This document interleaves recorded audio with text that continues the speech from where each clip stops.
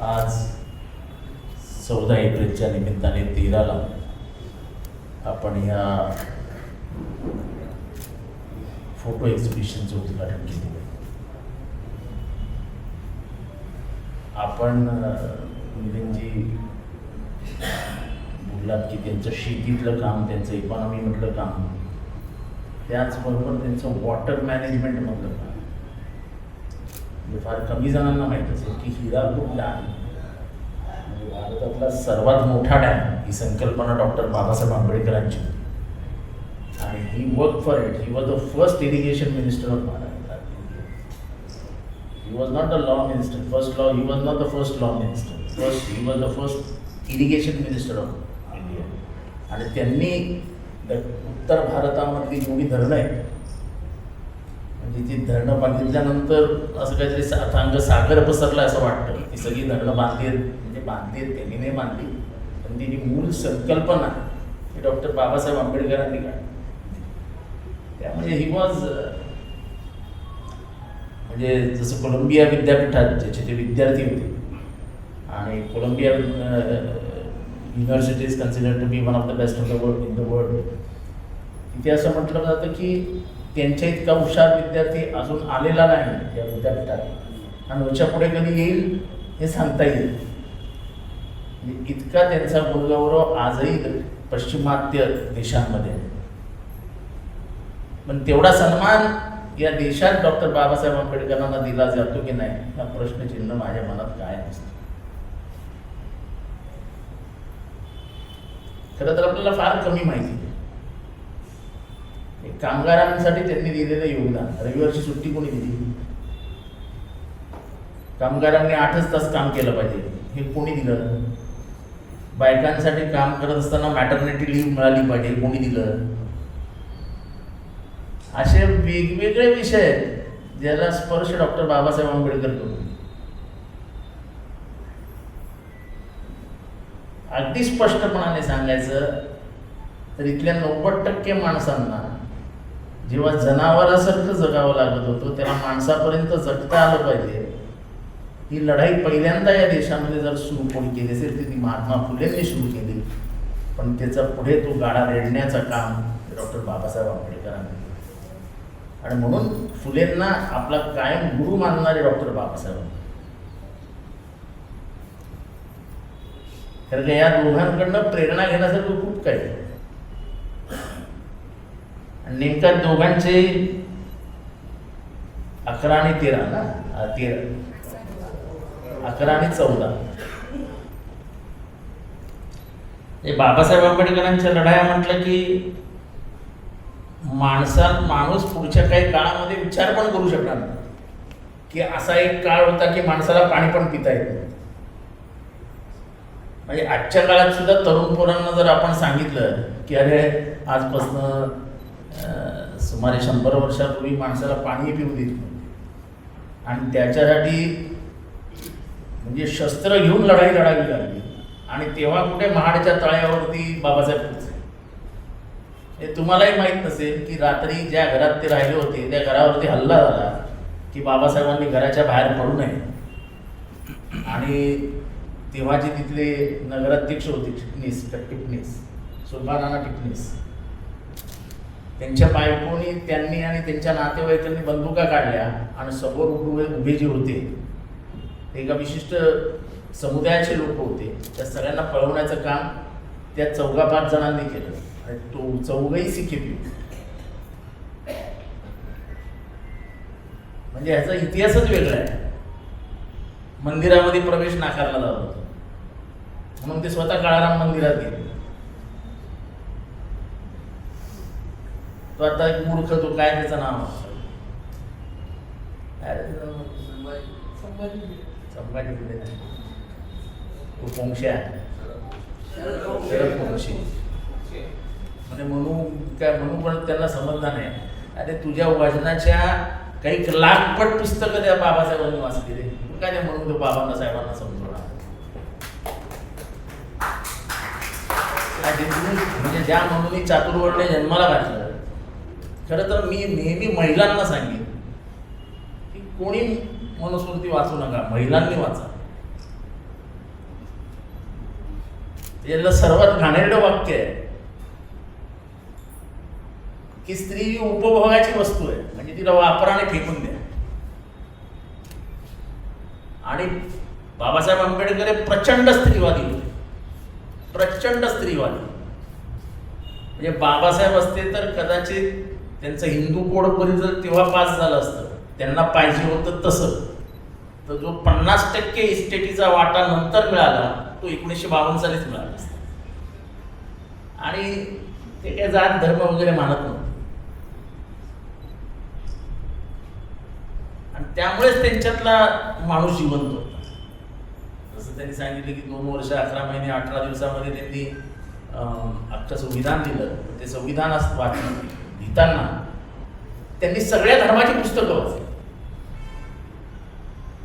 म्हणजे असा एकही धर्म नाही आणि त्याचं धर्मपुस्तिका नाही की बाबासाहेबांनी आपल्या नजरेखाली घातली. आणि म्हणून आपलं संविधान is consider to the best constitution in the world. त्याचं कारणच ते आहे, त्याच्यात सगळं आहे. आपल्या संविधानात सगळं आहे, पण त्या संविधानाला जेव्हा धक्का देण्याचं काम केलं जातं तेव्हा तुम्ही कोणीही विचार करत नाही. त्याच्यात लिहिलेलं आहे राईट टू रिलिजन. मी कुठला धर्म स्वीकारावा हे स्वातंत्र्य मला संविधानाने दिलेलं आहे. तुम्ही ते माझ्यापासून खेचून घेऊन जाऊ शकत नाही. मला माझ्या धर्मात नासर राहायचं तर तुमची बळजबरी का? मला एखादा धर्म आवडला आणि मी त्या धर्माच्या मागे गेलो तर तुम्ही त्या धर्माच्या मागे जाऊ नका असे सांगणारे कोण? मला जर माझी बुद्धिमत्ता दिलेली आहे, मला जर माझं विचार करण्याचं स्वातंत्र्य संविधानानेच दिलेलं आहे, विचार करण्याचं स्वातंत्र्य संविधानाने दिलंय ना मला. मग जर मी माझा विचार करतोय, आणि मिलिंद तुला आठवत असेल तुझा माझा आज नाही तर एक 25-30 वर्षापूर्वी वाद झाला होता.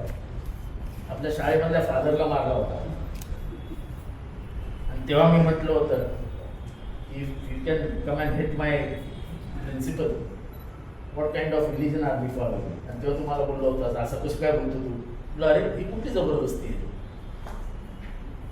तो त्याचा प्रचार करतो, प्रसार करतो, आवडला तर स्वीकारा, नसेल आवडलं तर फेकून द्या. पण म्हणून त्याला मारणं हे संयुक्तिक नाही. थोडे संदर्भ वेगळे, मीच बोललो होतो ना ते, काही पण बोललो होतो, ते संदर्भ थोडे वेगळे पण होते. आपला वेगळा विषय होता. आणि हे विचार काही माझे आजचे नाहीत. लोक म्हणतात नाही नाही हा मतदारसंघ बघून बोलतो बिलतो, हे आतली कामं मी नाही करत. मला काही फरक पडत नाही मतदारसंघ बघण्याचा. हा भिडे जेव्हा लोकांना माहित नव्हतं तेव्हा ते भिडे विरुद्ध मी बोलायचं की नाही. जेव्हा तो वारकऱ्यांमध्ये घुसला तेव्हा पहिल्यांदा त्याला अडवा हे बोलणारे पहिले 10 जण होते, त्याच्यातलं मी होतो. आज पवार साहेबांनी विषय हातात घेतला की वारकरी संप्रदायामध्ये जी सांप्रदायिकता घुसते, जो जातीवाद घुसतोय त्याला थांबवा. वारकरी संप्रदायाची स्थापनाच मुळी इथले जातीपात आणि धर्मांधता काढण्यासाठीच वारकरी संप्रदाय स्थापन, आणि त्याच्यामध्ये अनेक मुसलमान देखील सहभागी होतात. फार कमी लोकांना माहिती असेल की एका मुसलमानाला त्या वारकरी पंथामध्ये सामील होण्यासाठी शिवाजी महाराजांच्या आजोबांनी प्रयत्न केले होते, आणि ते स्वतः त्याला पैसा देऊन भागत देऊन त्याला त्या वारकरी पंथाच्या त्या ते चालत जायचे पंढरपुरापर्यंत. ते शिवाजी महाराजांचे आजोबा होते मालोजी राजे, त्यांनी केलं.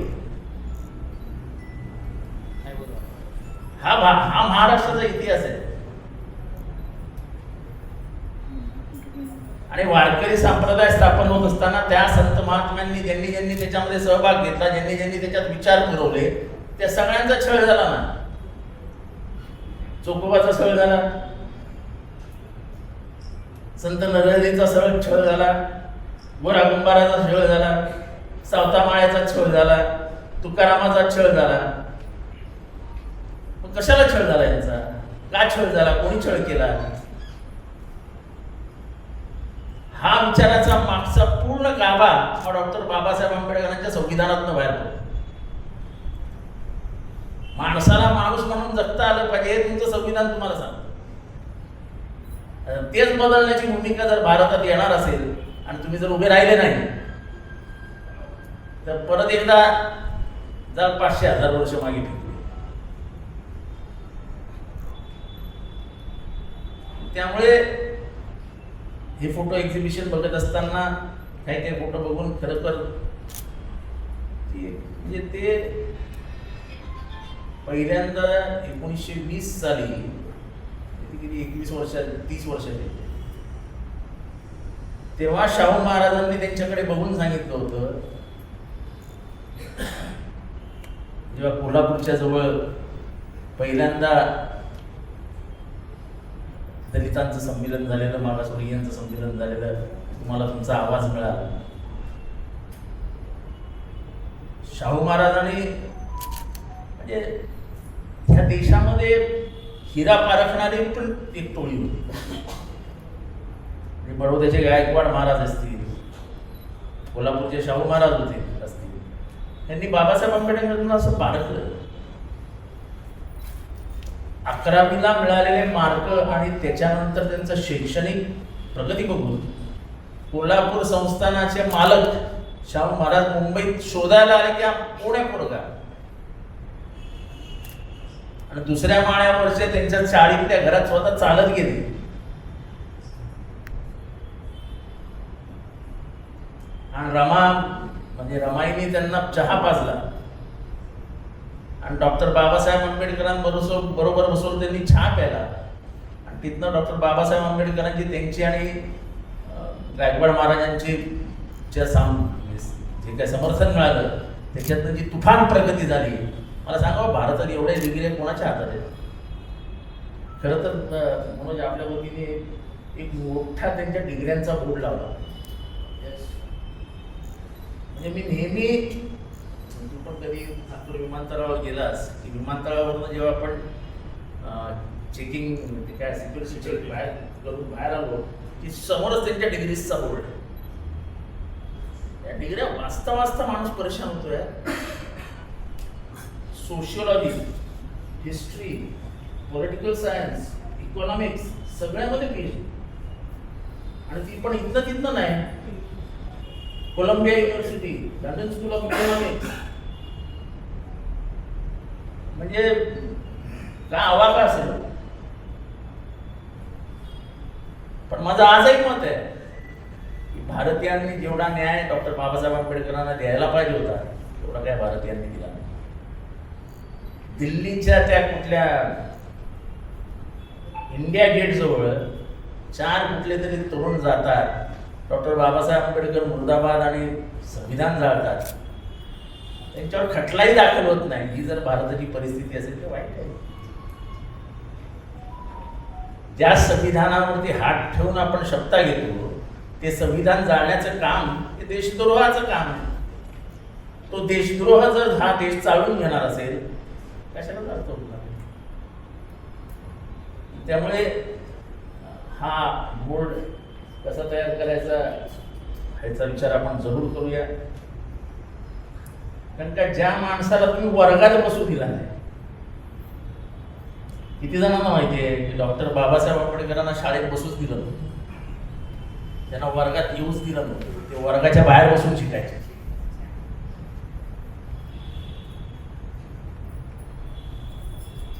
म्हणजे ते प्रोफेसर झाल्यानंतरही त्यांचा पिऊन त्यांना पाणी नाही पाजायचं, त्यांचा ग्लास असा लांब ठेवायचे. बाबासाहेब स्वतः जाऊन ते ग्लास उचलून पाणी प्यायचे.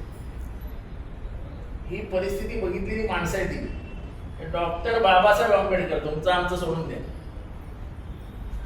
म्हणजे मी तो ओपनली सांगतो की मी ज्या घरात सोसायटीत राहायचो त्या सोसायटीत माझ्या आईला पूजेला कधीच बोलवायचे. म्हणजे हे जे काय म्हणतात डिस्क्रिपन्सी, मतभेद नाही, जातीवादाचा जो चटका आहे, जो चिमटा आहे, ज्यांनी ज्यांनी खाल्लाय त्यालाच त्याचं दुःख समजतं. बाकी ज्यांना काय माहिती काय असतं. आम्ही माझ्या आईला विचारायचो काय तुम्ही तर खाली सगळ्या बायका बसले. नाही म्हणाले स्वयंपाक जरा जास्त होता म्हणून मी काय खाली उतरले.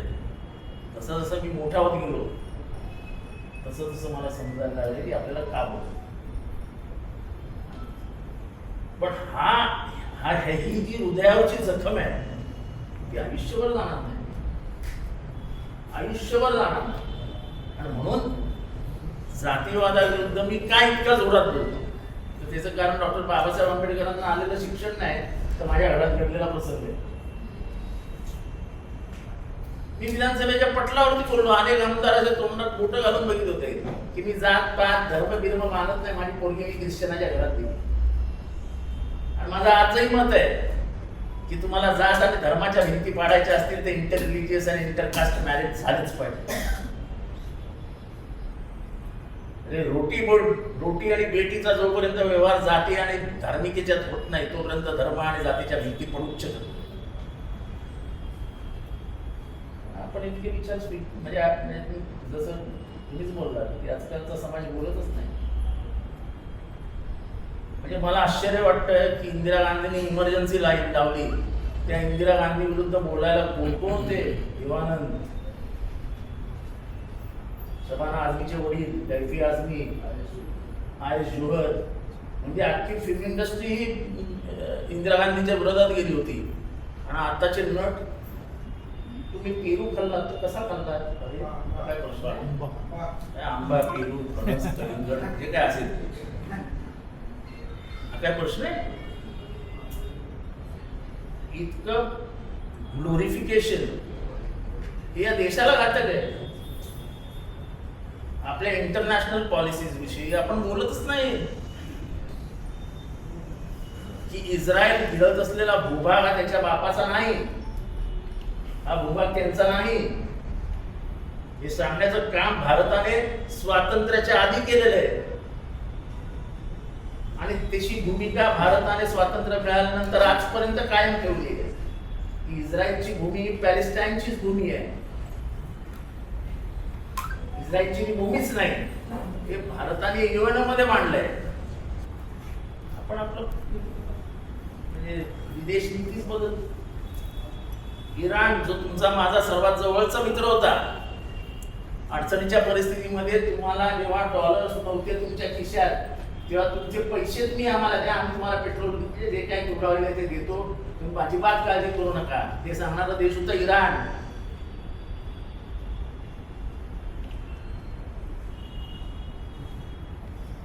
म्हणजे सद्दाम हुसेनच्या मीटिंग मध्ये जेव्हा जुल्फिकार अली भुट्टोची पोरगी बेनझीर भुट्टो ही जेव्हा भारताविरुद्ध बोलायला उभी राहिली तेव्हा सद्दाम हुसेननी स्वतः उठून सांगितलं, तुम्ही शांत बसा, you cannot speak against India on the subject of Kashmir.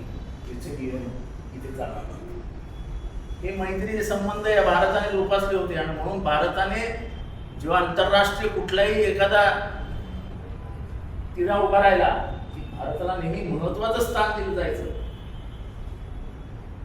Non alliance movement ही जी भारताने सुरू केली, ती भारताने सुरू केल्यानंतर या जगामध्ये अमेरिका आणि रशिया हे दोन बलाढ्य देश लढतील, पण आम्ही त्यांचा सहभाग म्हणजे आम्ही त्यांच्यात कधी जाणार नाही, ते आमची भूमी नाही. सांगण्याचं काम मार्शल टिटो,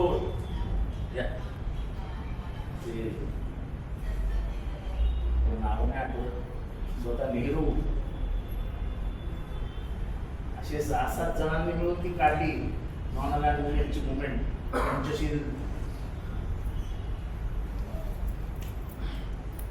आणि ती पुढे चालवली. इराणवरती दुसऱ्या दिवशी बॉम्बिंग होणारे, आदल्या दिवशी आपले पंतप्रधान इस्रायलला जाऊन येतात आणि दुसऱ्या दिवशी सकाळी इराणवरती बॉम्ब पडतो. आणि आपण सांगितलं आम्हाला काहीच माहिती नाही. खरं तर म्हणजे आजच्या यांच्या पण वेळ बोलण्याची म्हणजे पत्रकारांना सुद्धा विनंती आहे की बोला, बोलत नाही. 3,000 कोटी रुपये ठाणे महानगरपालिकेचे गेले कुठे कोण विचारणार? विचारायला माणसंच नाहीत.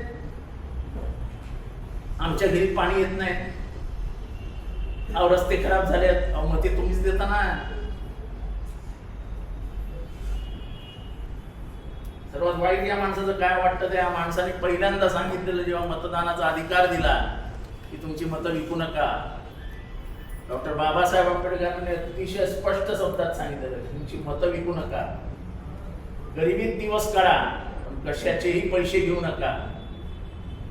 एक वेळ अंगावर कपडे नसतील तरी चालतील, कालचे कपडे आज धुवून घाला पण स्वतःला विकू नका. पण नेमकं या समाजात तेच घडतंय. 1000, 2000, 3000 ते मत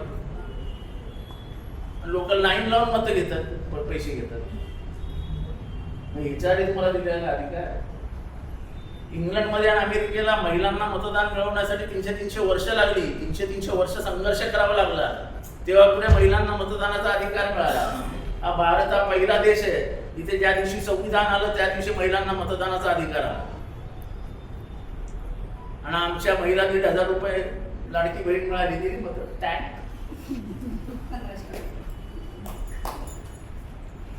असो. जसं माझं नेहमीच असतं की हे संविधान नाही, हा भारताचा आत्मा आहे. ज्या दिवशी तुम्ही या संविधानाला हात घालाल तुम्ही या भारताचे तुकडे तुकडे केलेले असतील. कारण का भारत हा एका रंगाने नटलेला नाही आहे, हा भारत हा विविध रंगी आहे. भारताचा अभ्यास करायचा असेल तसं ईशान्याकडनं येऊन दक्षिणेकडे या, दक्षिणेकडनं वरनं चालत गुजरातच्या मार्गे परत काश्मीरला जा आणि काश्मीरवरनं परत ईशान्याकडे जा. तुम्हाला समजेल की भारतामधले रंग किती आहे. आणि म्हणून जनगणमना ऐकताना, पूर्ण जनगणमना ऐकताना ते किती हुशारीने लिहिलेलं आहे आणि कसे त्याच्यात सगळे भारताचे रंग, भारताच्या नद्या, भारताचे डोंगर दऱ्या यांचं कसं वर्णन आहे त्या जनगणमनेमध्ये पूर्ण लिहिलेलं आहे.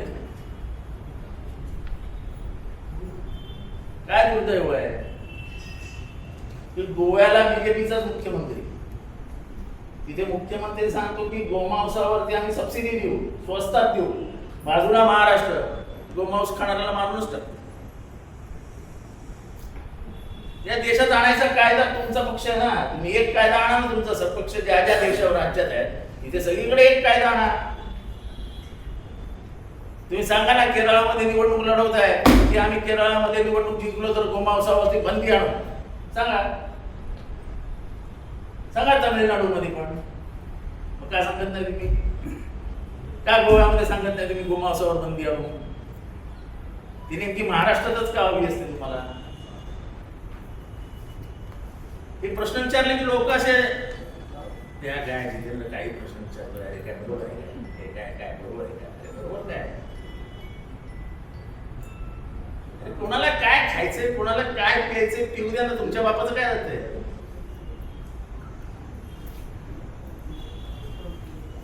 आणि हे स्वातंत्र्य तुम्हाला संविधानातलं फंडामेंटल प्रिन्सिपल, मूलभूत स्वाधिकार जे आहेत त्याच्यातनं दिलेलं नाही. Right to freedom of speech. बोलायला गेले की तू पुन्हा कामराला पण आतमध्ये आणि बाकी जे बोलतायत तेही आतमध्ये लावली गेला. कसे काय बोलणार पल्लाव साहेब? जरा बोललं की एनसी नौपड्यामध्ये. आजकाल पोलिसांना काही कामच नाही, जर फोन आला काय असं नव्हतं. पोलीस कोणाच्या फोनवर काम करत नव्हते. एक छेडणींची मुलाखत आहे, त्या गँगस्टरच्या वरनं बोललाय. त्या गँगस्टरसाठी एक आमदाराने फोन केला त्यांना, तर झेंडेंनी काय उत्तर दिलं हे ऐकण्यासारखं उत्तर. गँगस्टर आणि त्यांचं संभाषण की त्या गँगस्टरला सोडा वगैरे.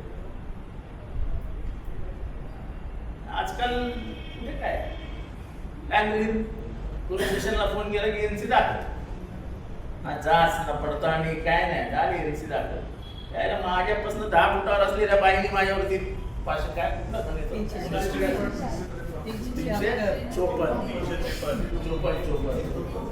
माझ्यामधलं 10 फुटाच्या अंतर. आयला काय मॅग्नेटिक पूल होता की काय माहित नाही मला, पोलिसांना होता मॅग्नेटिक झालं ना अक्कल. आणि तो रातोरात रेकॉर्डला. म्हणजे इतकं सोपं आहे. उद्या जर एखाद्या बाईने जाऊन सांगितलं आणि वरनं फोन आला असेल की माझ्यावर बलात्कार झाला, लगेच केस घेतात, नंतर पुरावे देत बसा. इतकं घाणेरडं झालंय देशाचं आणि महाराष्ट्राचं राजकारण. हे अभिप्रेत नव्हतं डॉक्टर बाबासाहेबांचं. बाबासाहेबांचं वाक्य आहे की हे संविधान अतिशय चांगलं आहे, पण हे घाणेरड्या माणसांच्या हातात गेलं तर तेवढंच घातक आहे. ते आज हे देश बघतोय. या देशाला या परिस्थितीतून बाहेर काढण्याचं सामर्थ्य परत डॉक्टर बाबासाहेब आंबेडकरांचे विचार घेऊन एवढंच या ठिकाणी बोलतो. दादा हिंदू, जय हिंद, जय महाराष्ट्र, जय हिंद.